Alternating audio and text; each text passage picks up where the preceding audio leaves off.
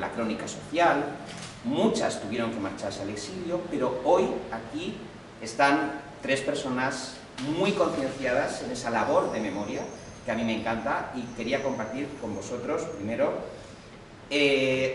dos maravillosas editoras de nuestro panorama, que además, ellas, aunque son muy modestas, también investigan. La que tengo a mi derecha, mi amiga Cristina Linares, que es la editora de Renacimiento, que publica estas joyas, como podéis ver, y que va a una velocidad, vamos, de vértigo en esa investigación, en esa recuperación de grandes nombres.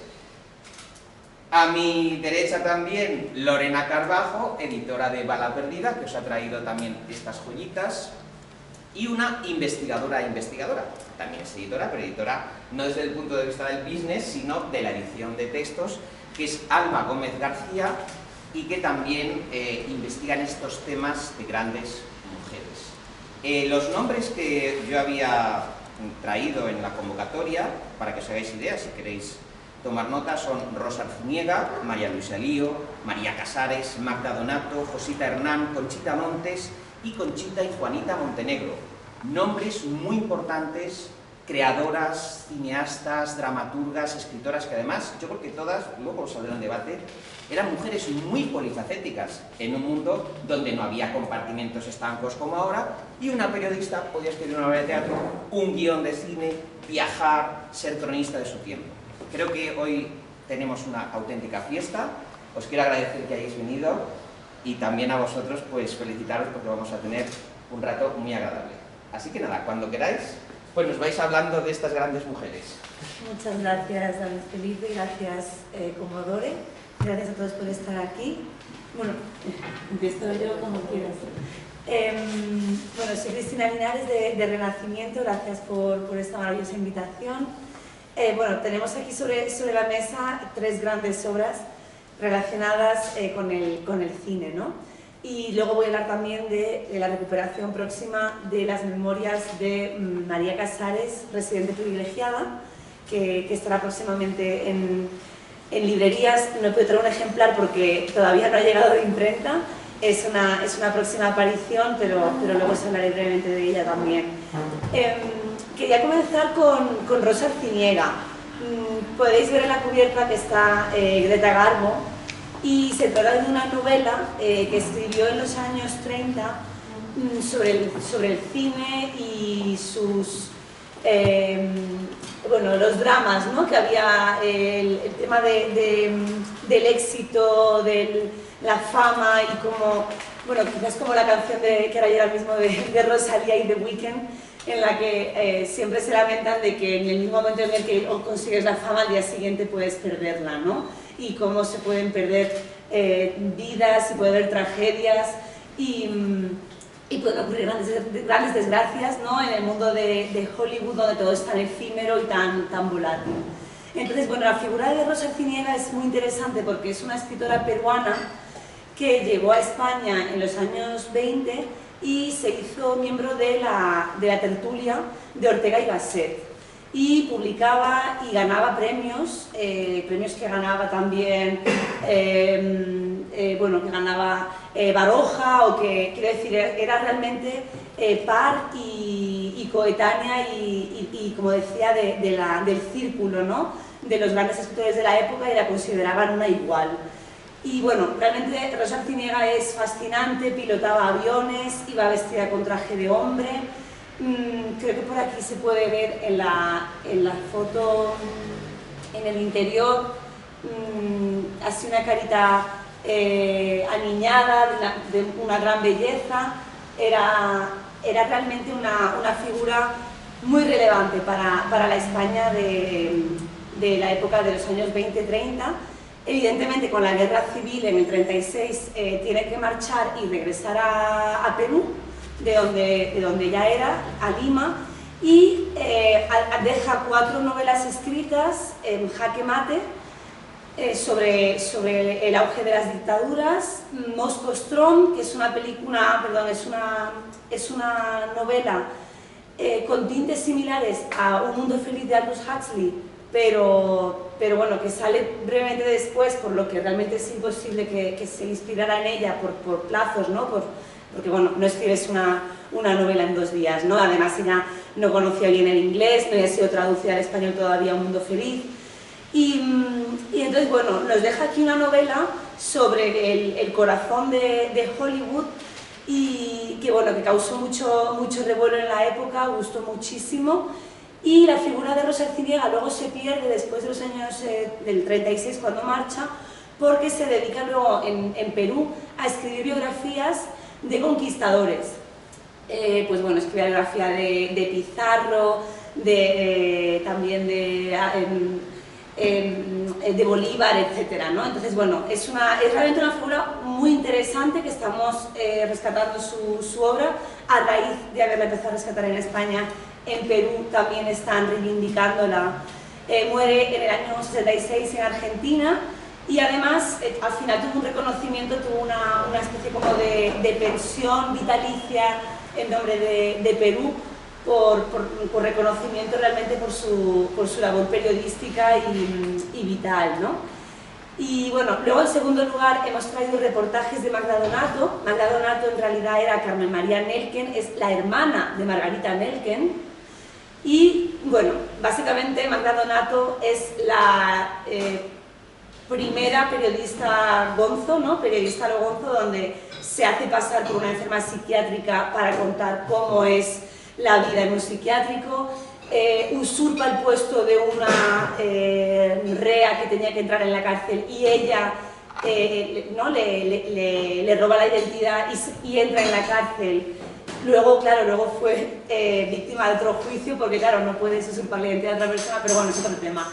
Y también la figura de Magda Donato es fascinante. Ella estuvo con Salvador Bartolozzi, que es un conocidísimo ilustrador, portadista. Él hizo las ilustraciones de Pinocho, juntos crearon Pipo y Pipa. Y Salvador Bartolozzi es el padre de Frances Bartolozzi, también conocidísima ilustradora, que ambos tienen mucha obra en el Reina Sofía. Y la figura de Magda Donato en el exilio se convierte en una conocidísima actriz de reparto que aparece en películas de Cantinflas, en El Ceniciento, en innumerables películas de los años 50, 60, mexicanas, donde podéis seguir un poco, ¿no? la estela de Magda Donato. Se hizo incluso el premio Magda Donato en México, que ganó, por ejemplo, Mara Carreño, que se convirtió en una figura realmente muy relevante y lamentablemente bastante olvidada en España, ¿no? Y bueno, continúo con María Luisa Elío. Si tenéis en casa algún ejemplar de 100 años de soledad y abrís por la página número 5, podréis leer 100 años de soledad de Gabriel García Márquez a María Luisa Elío y Hijomí, que es su marido. Realmente fue bastante controvertido porque lo normal es que un autor pues dedique un libro a su mujer o a su familia, pero realmente quien ayudó y quien leyó y quien estuvo siguiendo todo el proceso de escritura de Gabriel García Márquez de 100 años de soledad fue María Luisa Elío. María Luisa marchó de Pamplona con 7 años al exilio, lo perdieron todo, su padre era un juez importantísimo rojo, y entonces, bueno, siempre hay una frase hecha, ¿no? Un lugar común en el que se dice que los autores siempre escriben una y otra vez la misma novela, la misma historia, y es siempre el regreso una y otra vez al mismo tema, ¿no? Que toda obra de ficción en realidad es autoficción y que es la vida propia del autor. Bueno, pues en el caso de María Luisa Elío se cumple a rajatabla, porque esta es su obra completa. Incluye Voz de nadie, Tiempo de llorar, El balcón vacío, y es una y otra vez desde diferentes prismas su experiencia de la tragedia, ¿no? Del desgarro, del desarraigo, de marcharse de España. Y entonces lo fascinante es que en México, donde estaban instalados, donde bueno, lo habían perdido todo y renacieron cual ave fénix, hizo en el año 62 la película En el balcón vacío, donde ella misma pone la voz en off y protagoniza las escenas finales. Al principio es una niña que hace de ella y relata la guerra civil desde el punto de vista infantil, ¿no? Es una película muy famosa que ha sido fundamental para relatar la historia del exilio y tiene un lugar importante en la historia del cine español. Fue rodada en México, evidentemente, e intentaron pues plasmar cómo era Pamplona, las cárceles, con actores exiliados, ¿no? Y es una película que, bueno, lo digo en bajito, está en YouTube, podéis verla, se supone que no... O en altito, ¿no? Tú no te cortes. Bueno, pero realmente es una película muy significativa para la historia del cine español y para la historia del exilio, ¿no? Y realmente aquí es la primera vez que se plasma el guión de la película en el balcón vacío. Y bueno, pues como decía, Voz de nadie, Tiempo de llorar, Cuaderno de apuntes, es una y otra vez esa experiencia que vivió María Luisa niña y que le dejó realmente marcada, porque luego ella regresa a Pamplona en los años 70 con su hijo tiene la misma edad que ella tenía cuando marchó, y empieza con esa memorable frase, porque regresar es irse, ahora entiendo que volver a Pamplona es marcharme de Pamplona, ahora regreso a donde ya nadie está. Porque claro, los recuerdos de infancia que tiene de Pamplona están completamente alterados por la emoción, por la nostalgia, por el recuerdo, y evidentemente pues los familiares que también forman parte de ese lugar pues ya no están, ¿no? Entonces es una obra realmente bellísima y desgarradora. Y la obra de María Luisa Elío, insisto, está muy concentrada, esta es la obra completa, pero bueno, hay gente que deja una obra extensísima donde podríamos tirar a la basura más del 55% sin ningún problema, y en este caso la obra de María Luisa es realmente muy fuerte. Y como llevo mucho tiempo hablando, si os parece, dejo la palabra a Lorena y a Alba, y luego termino con el próximo libro que está por aparecer, que es, como decía, la autobiografía de María Casares, Residente privilegiada. Muchas gracias. Pues bueno, muchas gracias, Cris, por bueno, todo lo que nos has contado de estas mujeres. Que mira, esto de María Luisa Elío me he alucinado, no lo sabía. Y bueno, muchas gracias también a David por dejarnos este encuentro, este lugar, este espacio para hablar de estas mujeres que yo creo que lo que pretendemos también como editoras es recuperarlas, ¿no? Que hay muchas que hemos llegado a unas generaciones que desgraciadamente por el canon, que lo hablábamos también ayer en un encuentro de Mujer y Memoria, pues los profesores, pues, o bueno, los que elaboran los currículum académicos no cuentan, ¿no?, con las mujeres. Entonces sí que es cierto que esta colección que se llama La Diana, que lleva ya, yo creo que ya vamos por los 8 títulos de la colección, lo que queremos es eso, rescatar a estas mujeres que no son grandes figuras, como a lo mejor Concha Piquer o Sara Montiel, pero que sí que formaron parte de la vida cultural de los años 20, 30, 40 hasta 50 y 60 en muchos casos, y que realmente tendrían que estar en el imaginario de todos. El libro que abrió esta colección fue el de Conchita Montes. Yo, la verdad que es una mujer que siempre me pareció fascinante, que no conocía toda su vida hasta que los investigadores Santiago Aguilar y Felipe Caberizo se pusieron a indagar a través de todo lo que ellos llevaban investigado por el tema de la codorniz. De la que, por cierto, Rafael Álvarez el Brujo siempre hace el chiste en sus maravillosas obras, hasta tal punto, ¿no?, que la ha metido y dice, con Conchita Montes. Sí, la verdad que Conchita Montes yo creo que es una mujer, bueno, es fascinante lo polifacética que era, que incluso llegó a hacer el Damero Maldito, que eso es algo que también muchos desconocíamos, y vamos, yo cuando leía las pruebas del libro y los primeros borradores, que tampoco hicimos muchos cambios, pero me sorprendía cada capítulo de todo lo que hizo esta mujer, de toda la vida que tuvo, de cómo fue siempre la otra de Neguit, que nunca se pudieron casar, y aún así pues llevaron una vida con la intelectualidad de la época. Estuvieron también en Hollywood, que también esto es algo que todo el mundo desconoce, pero hay muchísimas mujeres que estuvieron en Hollywood antes que las que nos han llegado, ¿no? Que siempre decimos, ahora no entiendo, pues es que estuvieron otras antes, ¿no? Y claro, Conchita Montes fue una mujer que vivió con toda la rodeada de toda la intelectualidad de su época. Sí que es verdad que tuvo, con la guerra le partió un poco la vida, como a todas también de las que vamos a hablar nosotras. Y bueno, llegó incluso, que esto tampoco, o yo tampoco lo sabía antes, llegó incluso a estar recluida en un convento en San Sebastián, y que además hay una anécdota que ella pidió que estuviera su perro con ella, que se llamaba Tirso, y Neville movió un montón de hilos para que pudiera estar con su perro y no se sintiera tan sola. O sea, es una anécdota curiosa. Y bueno, luego la verdad que ellos también tuvieron un periplo por la Italia de entreguerras, ¿no? O sea, estuvieron allí con el Cinecittà, que era cuando empezaba también, porque es curioso, todas estas mujeres vivieron la transición del cine mudo al cine que conocemos, toda esa industria que empezaba de los doblajes.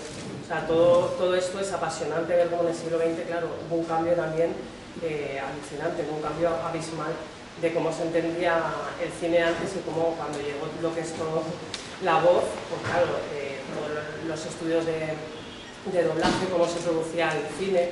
O sea, todo esto realmente a través de los dos libros, tanto el de Conchita Montes como el de Las Montenegro, que además son de los mismos autores, pues es un repaso por la historia del cine del siglo XX. Y aparte ya de contar sus vidas, pues claro, su contexto, a mí me parecía fascinante y maravilloso, ¿no? Que todos, o sea, cómo iba evolucionando conforme iban haciéndose películas y conforme iba creciendo, y todo esto, claro, en medio de un periodo de entreguerras, ¿no? Entonces, me parecía muy interesante darles voz. Creo que además, uniendo con el libro de Las Montenegro, es curioso y a veces se entrelazan entre todos los libros de la colección, porque claro, eran todos coetáneos, todos conocían La Argentinita, conocían a Josita Arnal, conocían a Conchita Montes, a Conchita Montenegro, y bueno, pues es que es recuperar también la historia del siglo XX, y cómo también las mujeres de los años 20 eran como más libres, ¿no? Había una efervescencia cultural, y luego, bueno, pues todo con lo que fue la posguerra y posterior dictadura, pues evidentemente todo eso se perdió, y algunas de ellas, todas sobrevivieron como pudieron. En el caso de Conchita, ella hizo muchísimas películas, como sabréis, como El baile o La vida en un hilo. Bueno, ellos siempre decimos con Santiago y Felipe que la del baile es como la obra maestra, ¿no? Que luego además se convirtió en obra de teatro y tuvo un éxito brutal, porque se llevó por todas las salas, por muchísimas salas de todos los teatros. Y bueno, y Conchita la verdad que pasó su vida a los escenarios, bien en el cine y bien en teatro. Y bueno, de hecho podéis ver cuando echa la escopeta nacional, hace un personaje maravilloso, y que ya está más mayor, pero vamos, es fascinante, porque además ella tenía esa voz muy peculiar, esa dicción tan personal, tan de ella, y la verdad pues me parecía muy importante rescatar a esta mujer, ¿no? por toda su vida y también por toda su obra como actriz, tanto de teatro como intelectual. Era también traductora, ella escribía críticas también de muy jovencita, y bueno, luego es verdad que se retiró bastante de los escenarios, porque ya tampoco hacer una vida pública, pues no lo sé, también supongo que con la muerte de Neville se fueron muriendo todos sus amigos, Miura, Tono, Neville, y bueno, supongo que también pues lo llevó a su manera. Y en el caso de Las Montenegro, sobre todo resaltar que es curioso, ellas empezaron muy jovencitas. Creo que Juana de hecho tenía 13 y 15 años con los espectáculos de varietés, eran como las teloneras de las grandes estrellas, y se iban a Francia ellas solas con 13 y 15 años. O sea, es una cosa que hoy en día ni nos lo plantearíamos, pero en los años 20 era como algo muy habitual. Y la verdad que tuvieron bastante éxito, más Conchita, porque Conchita estuvo en Brasil, y de Brasil luego dio el salto a lo que es Hollywood, y ahí conoció a Buster Keaton, y claro, cuando conoció a Buster Keaton pues se le abrió ahí un mundo nuevo, ¿no? Y bueno, lo contamos en el libro, se dice, se sabe que tuvo un affair con Leslie Howard y también pues le posicionó bien. Lo que pasa es que bueno, eran unas épocas muy convulsas. Es cierto que ella además hablaba muy bien inglés, hablaba brasileño, o sea, eran mujeres además que eran políglotas, ¿no? en aquella época y bueno, la verdad que ella intentó hacer carrera, sí que hizo bastantes películas que tuvieron éxito, pero es verdad que no se mantuvo. Pues también lo que decía, ¿no? que es muy efímera la fama en Hollywood. Y luego nada, luego llegó a Madrid, intentó también hacer películas, hizo alguna, pero se retiró relativamente joven, con 30 y pocos años. Y se casó, que esto también es anécdota, es tía de Jimmy Jiménez Arnau. Se casó con un Jiménez Arnau y bueno, luego llevó una vida así cotilleos de la época. Efectivamente, 30 y pocos años, ganadas de llorar. Y bueno, y Juanita era la pequeña, la que os contaba que iba con 13 años, pues bueno, ella también tuvo su propio periplo, estuvo de miliciana, que es de hecho la foto que siempre la queríamos para la cubierta. Tuvimos que además buscarla en buena calidad porque bueno, nos parecía también ese contraste, ¿no? de las tres mujeres. Y luego la otra hermana, que es menos conocida, que es Justa, ella se casó con una, vamos, afina al régimen de Mussolini y era productor de lo que os decía de los estudios de doblaje. Entonces, bueno, ellas, las tres, la verdad que tuvieron una vida muy ligada al cine y a lo que es la farándula. Y también quería comentaros, en esta colección tenemos la biografía de la Argentinita. La mayoría de estos libros son biografías escritas por investigadores, es gente que ha hecho un estudio riguroso, bueno, rescatando, hilando un poco y construyendo la vida de todas estas mujeres. Ahora el último que ha salido es el de Olga Lucas, que no tiene que ver con el cine, pero sí con el exilio.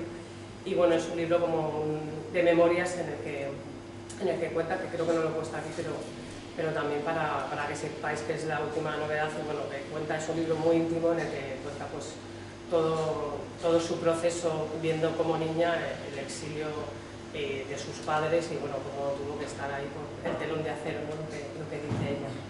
Y bueno, y Alba os va a hablar de otra actriz maravillosa que yo también desconocía, que afortunadamente gracias a ella y a su investigación creo que vais a conocer más y vais a estar de acuerdo en que era una mujer adelantada a su tiempo y que también tendría que estar en ese canon.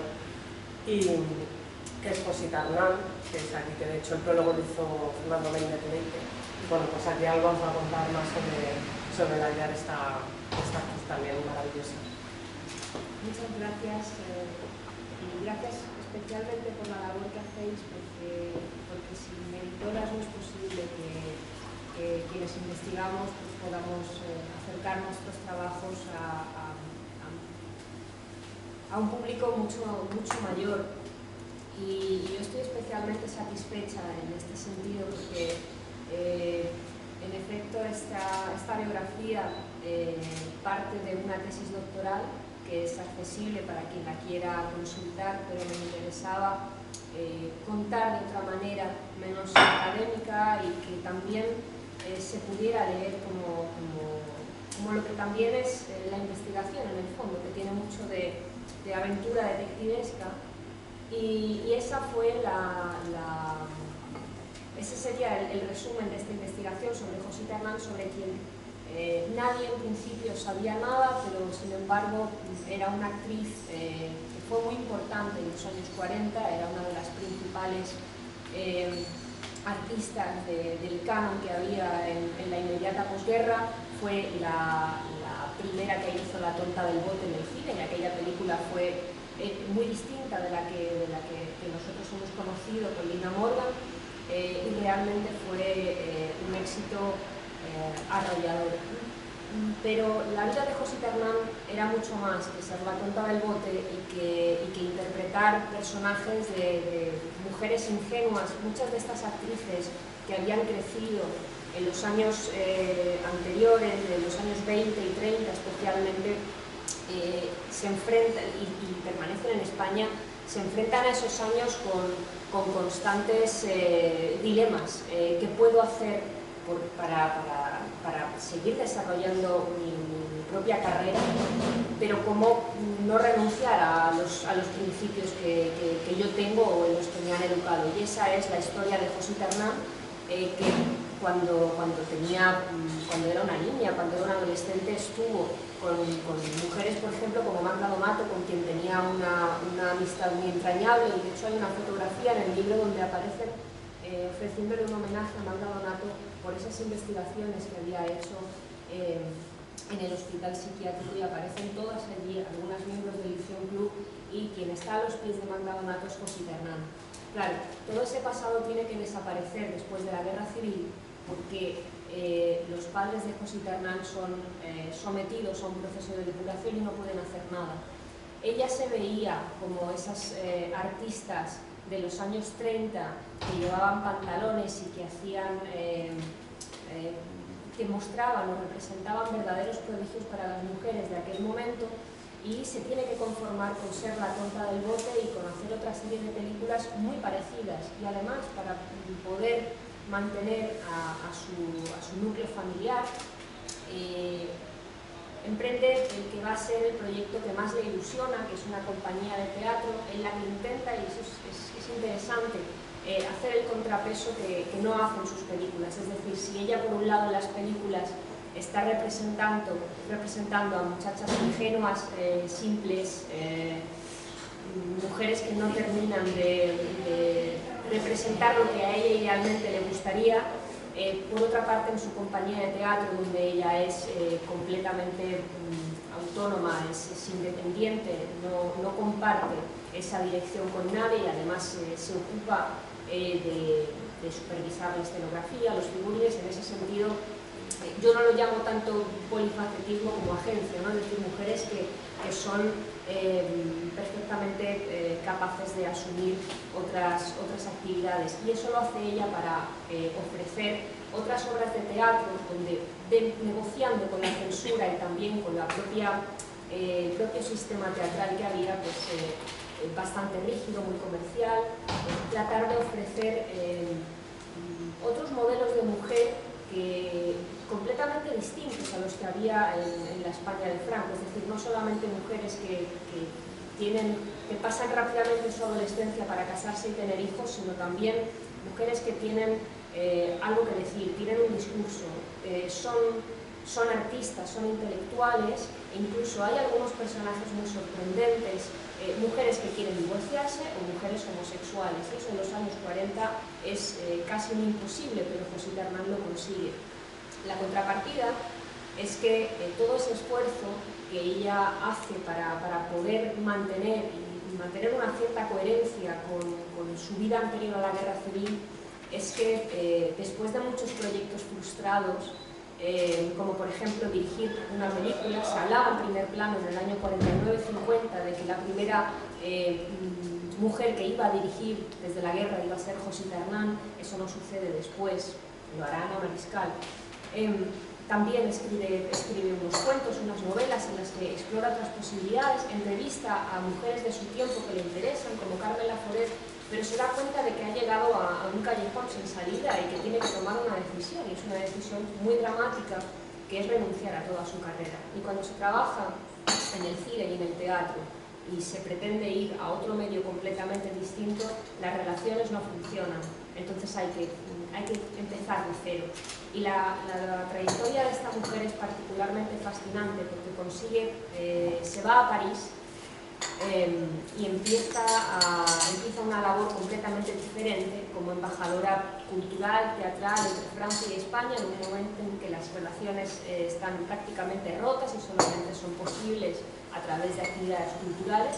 Ella hace unas giras de teatro con sus estudiantes del Conservatorio Nacional de Arte Dramático, porque se convierte en profesora, y visitan lugares en España entre los años 50 y 70 donde no llega el teatro, y es una labor que nos recuerda mucho a las misiones pedagógicas, a la barraca. Puede de alguna manera reconciliarse con algo que le es mucho más afín ideológicamente, y se concentran sobre todo, y es curioso, pero ella sobre todo dirige sus campañas teatrales en lo que es La Mancha, especialmente en Ciudad Real, Toledo, pasa de vez en cuando a Jaén, pero ella normalmente ofrece esas obras de teatro en lugares como Alcázar de San Juan, Puerto Llano, Tomelloso, Almagro. Todos estos lugares están ahí porque son importantes para que los estudiantes se conozcan y entiendan bien de qué se trata el teatro español, no solamente los textos, sino dónde se desenvuelven determinadas obras. Hace una labor también interesante en la Embajada Española de París y a partir de ahí no se sabe nada más de Josita Hernán. Josita Hernán ha desaparecido del imaginario que ofrecían las películas porque dejó de hacerlas, hizo una última película en el año 74, pero realmente no está conforme con lo que ha hecho y siente que lo que tiene es que retirarse y regresar prácticamente en el anonimato. Bueno, pues la verdad es que es un final bastante triste y que ha quedado también semioculto porque es un personaje incómodo, y con esto ya quisiera concluir, incómodo e inclasificable porque no se puede decir que sea que pertenezca al estilo republicano, no lo es porque no se marchó después del 39 y sin embargo sí compartía algunas experiencias, características que sí habían, que les sucedía a las mujeres, a los profesionales que se habían exiliado. Es decir, faltaban personas que no estaban en su medio y también faltaban referentes que no encontraba en la España en aquel momento. Yo creo que con esto estaría la biografía de Josita Hernán. El libro está escrito de la manera más accesible que tanto de estructura como de estilo, porque creo que también ese es el compromiso en que una recupera estas biografías, no solamente aportando datos, sino también intentando narrarlos, contarlos y sobre todo haciendo visibles las fuentes para mostrar que en el fondo es una manera más de contar una biografía y que tal vez haya otra persona que pueda o quiera contarla de otro modo. Las tres habéis destacado denominadores comunes que sí que están saliendo, ¿no? Por un lado, la enorme creatividad de estas mujeres, es decir, mujeres muy polifacéticas, con una gran pulsión creativa que podía salir al mismo tiempo en varios formatos, desde crónicas periodísticas a obras de teatro, interpretaciones en la escena y en el celuloide, y luego el carácter pionero de todas ellas, rompiendo, haciendo un espolón en un mundo más bien helado o muy refractario con la entrada de las mujeres en el mundo creativo, ¿no? ¿Qué más cosas pueden definir a esta generación de mujeres que esté recuperando ahora con estos datos que salen? ¿Qué más cosas comparten en común todas ellas que han ido saliendo? Es que es curioso porque realmente forman una red, ¿no? Y bueno, aquí hemos elegido nombres muy concretos relacionados muy directamente con el cine, pero no puedo, por ejemplo, dejar de pensar en María Teresa León, que también escribía guiones cinematográficos o radiofónicos, en María Lejárraga, que escribió Merlín y Viviana mandándoselo a Walt Disney, quien le dijo no estoy interesado, y al año sacó La Dama y el Vagabundo, que es un plagio de Merlín y Viviana. Y entonces es interesante porque al final te das cuenta de que son mujeres con muchísimo talento, polifacéticas como decías, la mayoría de ellas son periodistas. Tenía aquí seleccionada una foto que me parecía interesante compartir con vosotros, a ver si me deja aquí, no sé si podéis verla. Es una foto de una reunión del diario Estampa, dirigido por Chávez Nogales. Está aquí, al lado de la señorita del vestido blanco, es Chávez Nogales junto a Josefina Carabias. Y a su lado, la única otra mujer es Magda Donato. Entonces, claro, te das cuenta, bueno, es bastante flagrante, ¿no?, la proporción hombres-mujeres en cuanto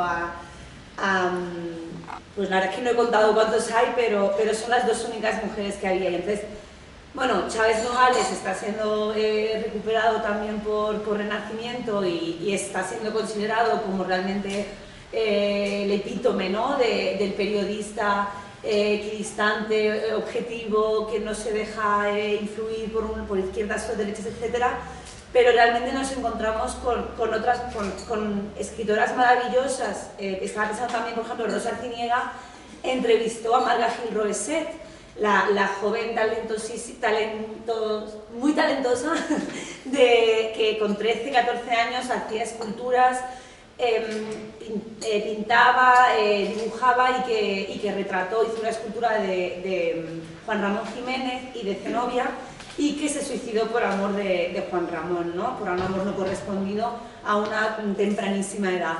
Entonces, por ejemplo, claro, te das cuenta de que, bueno, realmente cuando estaban vivas eran de primera categoría, de primer nivel, eran conocidísimas, reconocidísimas, y que no fue hasta que han muerto y que ha habido como que reivindicarlas que nadie se ha acordado de ellas prácticamente hasta ahora. Si bien es cierto que en el ámbito académico siempre ha habido, pues bueno, pues de forma muy local, muy científica, muy académica, sí que ha habido reconocimiento. Pienso, por ejemplo, en Elisa Carnés, que hay una labor ingente de investigadores como Alba. Estoy pensando en Inmaculada Lergo para la figura de Rosa Arciniega, estoy pensando en Soledad Fox Maura también para María Luisa Elío. Pero te das cuenta que ahora sí que hay más interés en esta recuperación de voces, en conocer nuestra genealogía literaria, cinematográfica y saber de dónde venimos, pero es es algo relativamente reciente. El caso, por ejemplo, pienso en Concha Méndez, ¿no? Que es la que pone voz al primer documental de la Sin Sombrero de Tania Batlló. Sus memorias fueron publicadas en los años 80 y pasaron sin pena ni gloria. Maruja Mayo, cuando llegó del exilio, creía que la iban a reconocer por la calle y nadie sabía quién era. Entonces, ahora parece que estamos haciendo justicia, que estamos reivindicando un poco sus obras, porque son realmente de una calidad, yo creo que sin igual. Y al final, a mí lo que me parece interesante es, bueno, estas obras son inencontrables en las ediciones antiguas, ¿no? Residente privilegiada de María Casares estaba completamente descatalogada. Vamos a republicarla ahora de nuevo con una gran introducción, un gran estudio introductorio de una investigadora que es la que ha estado recuperando su obra. De nuevo reivindico la necesidad, ¿no?, de esa recuperación en un contexto que tiene, por supuesto, una labor previa de rescate, de puesta en contexto, ¿no? Y realmente no es recuperar por recuperar y reeditar obras que vamos encontrando por el camino, sino realmente ir tejiendo una red, ¿no? donde muy bien decías, ¿no?, se conocían entre ellas. Magda Donato escribía en blanco y negro con Elena Fortún. Elena Fortún también fue María Alejárraga la que la convenció para que escribiera en blanco y negro la ABC. Al final te das cuenta, todas estaban en el Liceum Club, en la residencia de señoritas, y te das cuenta que realmente había eso que ahora, bueno, hoy en día llamamos sororidad, ¿no?, y esa amistad entre ellas. Y creo realmente relevante el poder poner a disposición del público, que esté disponibles en librerías estas obras, y que el público realmente, cuando las lee, queda completamente fascinado y anonadado de la calidad literaria, que es algo que no es que se mantiene perfectamente por su propio pie, ¿no? Y a mí me parecen realmente, de verdad, literariamente son espectaculares. Yo creo que también, hablando que fue una generación que siempre se recupera, la edad de oro, se habla de la generación del 27, del 98, pero es que yo creo que la edad de plata, que es lo que envuelve todo, y estarían, yo creo, casi todas en esta edad de plata, en esta generación, fue vastísima, y nos ponemos a pensar y dicen, es que realmente se está ahora recuperando, esto no se había hecho antes, se está ahora recuperando a todas las mujeres, y también sobre todo de varias disciplinas, porque yo, por ejemplo, con la argentinita, lo hablábamos el otro día con la danza, ¿no? La danza era importantísima en la edad de plata, y no se ha sabido. Yo tampoco, o sea, es que a medida que empiezas a investigar, es que antes las bailarinas, pues la argentinita estaba en el Met, estaba en Broadway, estaba, o sea, actuando, o sea, llevó el flamenco por todo el mundo, y aquí no somos conscientes de que fueran sido muy reconocidas. Y aquí, pues bueno, como hubo este parón, y es verdad que yo creo que también está todo en la educación y en el canon, pues no se sabe, ¿no? Que había pues todo tipo de mujeres, pues lo que decías, de Maruja Mayo, pintoras, escultoras, científicas, que creo que también es importante que veamos a las mujeres científicas. O sea, había una eclosión de creatividad, había una eclosión de conocimiento y de pensamiento, y esa red, esa sororidad o ese tejido en común, creo que es el momento de ponerlo en valor. Por eso creo que las editoriales también tenemos que reconocernos y decir, pues que esto es muy importante. O sea, esta generación, igual que se da Siglo de Oro, se dan un montón, o se da la Celestina en el colegio y tal, pues oye, hay que recuperar todas estas obras de estas grandísimas artistas y pensadoras e intelectuales, que además en su época eran mujeres intelectuales, leían, salían, o sea, hacían un poco de todo, y aparte que eso se reflejaba, ¿no?, en sus obras y en su creatividad. Entonces yo sí que creo que hay que reivindicar la Edad de Plata como momento importante en la vida cultural, que además la tenemos que traer hasta ahora, hasta nuestros días. Sí, pues yo suscribo lo que decís, y como punto en común que preguntabas, yo diría, por un lado, esa herencia muy importante, esa experiencia de haber vivido esos años, porque aunque hubieran nacido a principios del siglo XX o un poquito después, al final había una experiencia más o menos larga, pero que después, con independencia de que se fueran o no al exilio, permanecía. Pero luego la otra característica que creo que es importante es que todas estas mujeres que quieren hacer muchas cosas experimentan constantemente obstáculos y son conscientes de que están protagonizando a diferentes niveles desigualdades. Y yo creo que eso, de una manera u otra, lo quieren expresar en sus creaciones, ¿no? Ya sean novelas u obras de teatro o películas. ¿Tenéis preguntas de alguna concreta, de alguna mujer o David? Sí, yo quería hacer una pregunta. David es redactor jefe del Cierre Digital, que siempre está muy... Poco hablabais de las figuras de las más olvidadas, que curiosamente me da la sensación que las más olvidadas han sido las que tuvieron más trabajo en España, al fin y al cabo, como puede ser Conchita Montes o Josita Hernán. ¿Hasta qué punto creéis que el hecho de que se las identificase con esa época por desconocimiento, lo que hacemos siempre, de todo lo que se produjo bajo el franquismo, de las sensaciones franquistas y fuera, hasta qué punto eso le pasó factura? Porque yo particularmente, Conchita Montes, hasta que la descubrí, la imagen que tenía de ella era una señora que se peinaba como una condesa austrohúngara, que salía en las revistas al lado de Natalia Figueroa, siempre, hasta que descubrí lo que había detrás de ella. Y vi que no tenía nada que ver con la imagen que yo tenía de ella. O por ejemplo Conchita Montenegro, joder, que claro, ya se vuelve a España, las mejores oportunidades se las dan a ella, lo que pasa es que las películas no dan muy duro, hace Lola Montes, todas, claro, da la sensación que llega un poco como a ser la protoestrella del franquismo, y nos hemos quedado, yo creo que lo que les más ha perjudicado es eso, el que al quedarse en España, desarrollar su carrera en España, injustamente les ha vinculado a esa época y ha hecho que no se la recupere hasta ahora con los ojos con los que debería mirar. Sí, la verdad que estoy de acuerdo contigo, porque es cierto, ¿no?, lo que dices de Conchita Montes, porque claro, las películas que hemos visto pues eran muy afines al régimen, la verdad, y tenemos la idea de, pues bueno, eran, pues como yo que sé, como Lola Flores o tal, eran afines al régimen y se las ha recordado así. Pero claro, realmente, esto es una cosa que siempre sale en todos los debates, era gente que pese a sus ideas tenía que sobrevivir y tenía que comer. De hecho pasa con la hermana de la argentinita, Pilar López, vuelve cuando su hermana muere, y claro, su hermana no volvió porque es verdad, ella estaba muy asociada sobre todo con Lorca, y para ella, pues imaginaos cuando se muere Lorca, que ella además se tuvo que ir se fue por Argelia, se fue de España, y ya, claro, ella ya era súper conocida, y en Hispanoamérica era una estrella, en Estados Unidos también, pero ella no volvió, y de hecho en el libro sale que la habían dado por muerta, decían que había muerto la argentinita, y eso era mentira, claro, ella murió después. Entonces, claro, cuando ya muere la argentinita y su hermana tiene que volver, claro, su hermana también, es que tampoco tienes por qué posicionarte. Yo entiendo que no tenías por qué tener una posición, o sea, la guerra pues les pilló pues como está pasando ahora, o sea, te pilla y ¿qué vas a hacer? Pues sobrevivir. Y evidentemente el exilio fue pues más obligado, o también un exilio interior, ¿no? Como también en el caso de Conchita se puede hablar de un exilio interior, que yo creo que también muchos de ellos lo tuvieron, pero claro, Conchita Montes o Pilar López o tal, es que tenían que sobrevivir.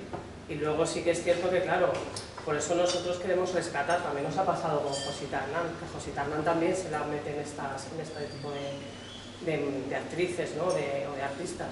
Y realmente, pues bueno, yo creo que es la mirada totalmente que tenemos polarizada, ¿sabes? Porque realmente luego ya tenía sus ideas y ya ves, es muy sorprendente que, claro, nunca se pudo casar con Neville. O sea, ella nunca se pudo casar con Neville y la mujer de Neville evidentemente pues la odiaba, ¿no? Nosotros cuando hablamos con alguno de los herederos, pues claro, ellos tienen una imagen de Conchita, o sea, la odian a muerte porque fue la otra, pero claro, son pues cosas que realmente tampoco podemos juzgar. Es como el caso de María Alejárraga y Catalina Bárcena, ¿no? Que se quiere crear ahí como una especie de tal, cuando también estas mujeres, muchas de ellas eran consentidas. Por ejemplo, los hijos de Sánchez Mejías, cuando nosotros hicimos el libro de la Argentinita, nos pidieron el libro, o sea, estuvieron muy colaboradores porque para ellos y para su madre, por ejemplo, en esa educación era, joder, pues mi marido tiene delante a la artista de la época. O sea, era otra concepción y claro, nosotros lo vemos desde nuestros ojos y parece como que te llama la atención, pero realmente, o sea, era algo habitual que además los toreros, las folclóricas, o sea, era otro concepto que también salió, que además es interesante el tema de la Edad de Plata, con la figura de taurina, o sea, los toreros estaban al lado de los intelectuales y ahora, o sea, eso yo no había una ruptura ahí totalmente, y antes la tradición taurina pertenecía al mundo de la intelectualidad, o sea, todos iban, ya veis, cada vez que venía un actor iba a una corrida de toros, o sea, que eso realmente también, yo creo que es esa parte denostada de la España asociada al franquismo, a ese folclore, a esa tradición que realmente estaba ahí. Y antes, pues eso, los Sánchez Mejías es lo que decían, que se arruinó por apoyar la compañía de teatro de Lorca y de la Argentinita, o sea, él puso dinero, él fue como el productor,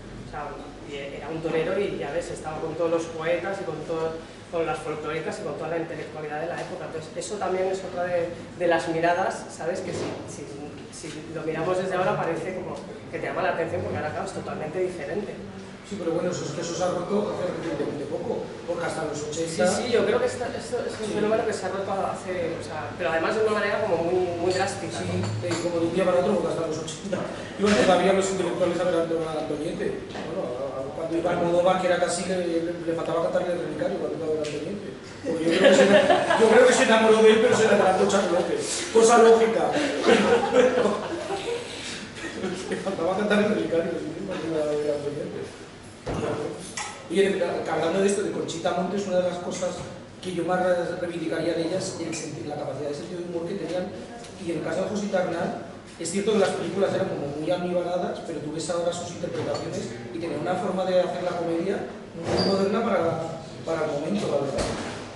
La capacidad de ella de interpretar. Hay una película horrible que creo que es Una chica de opereta, se llama, pero que ya está muy bien en la película, la verdad. Y en el caso de Conchita Montes, por ejemplo, la adaptación que hace de La Foret en Nadas es tremenda. Para la época que se dejara hacer esa película, parece... Y incluso en sus textos, la época de la codorniz y demás tenía una capacidad de vitriolo. Hay una anécdota que no sé si te parece conocida, la biografía, que tiene como protagonista y como víctima a Maciel. Antes de ser cantante, la nombraron guapa de Madrid con gafas. Y al año siguiente la tocó a presidir el jurado con Conchita Montes.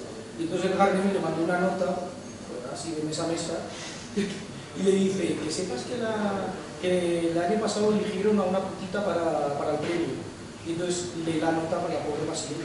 Entonces se queda zonada la pobre y después Conchita Montes le devuelve la nota por detrás de la putita es la que está al lado.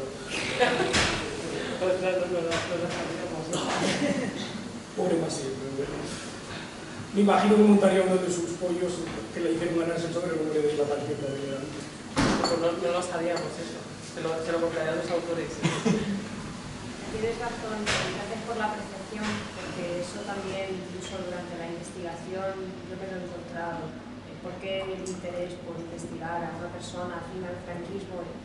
Bueno, esto no es así, pero para eso hay que elaborar hay que recoger muchas fuentes, mucha información, hay que ofrecer una interpretación lo más rigurosa posible para efectivamente mostrar que es que no es ni siquiera es profesional etiquetar a todo el mundo si estamos hablando de la investigación, y desde luego no es ético ni tampoco creo que sea moral.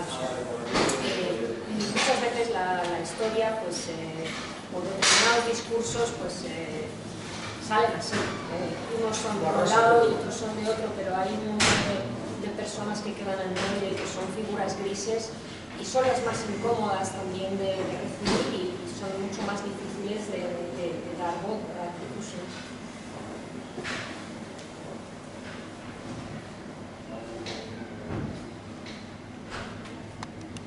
¿Alguna pregunta más?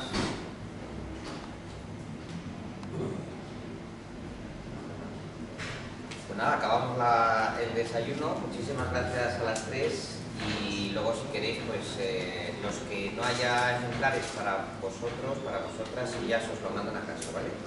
Nada, un fuerte aplauso.